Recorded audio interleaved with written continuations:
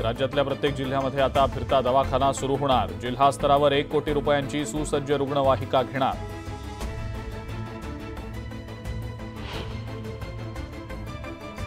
पुण्यामध्ये उन्हाचा कडाका वाढल्यानं पालेभाज्यांची आवक घटली। मेथी, शेपू, अंबाडी, राजगिरा, चुका या पालेभाज्यांच्या दरात वाढ।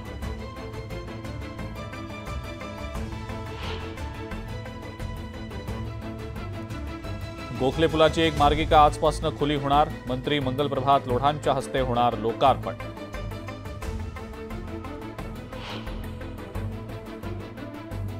समृद्धी महामार्गाशी जोडणी मिळाल्यानं मुंबई गोंदिया थेट प्रवास शक्य। MSRDCकडनं कंत्राटदार नियुक्तीसाठी निविदा जारी।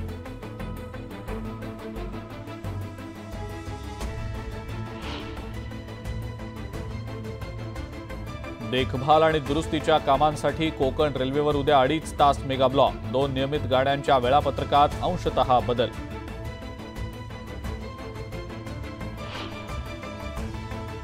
मुंबई पुणे प्रवास आता आणखी जलद होणार। एक्सप्रेसवे 8 पदरी करण्याबाबत MSRDCचा सरकारला प्रस्ताव।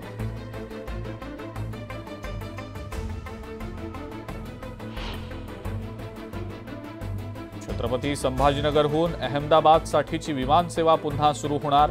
येत्या 31 मार्चपासून विमानसेवा सुरू होणार असल्याची माहिती।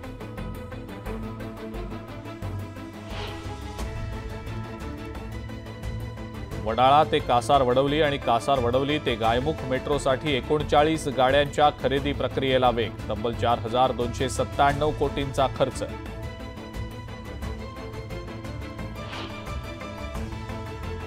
नवी मुंबई आणखी चकचकीत होणार। 33 वर्षांनंतर प्रथमच प्रारूप विकास आराखडा शासनाला सादर।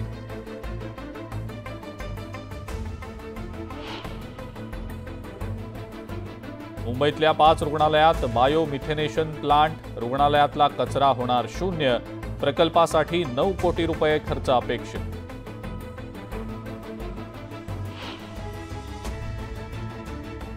जालन्यातल्या घनसावंगीमध्ये मराठा आंदोलकांनी बस पेटवली। आंदोलकांची धरपकड केल्यानं आंदोलन।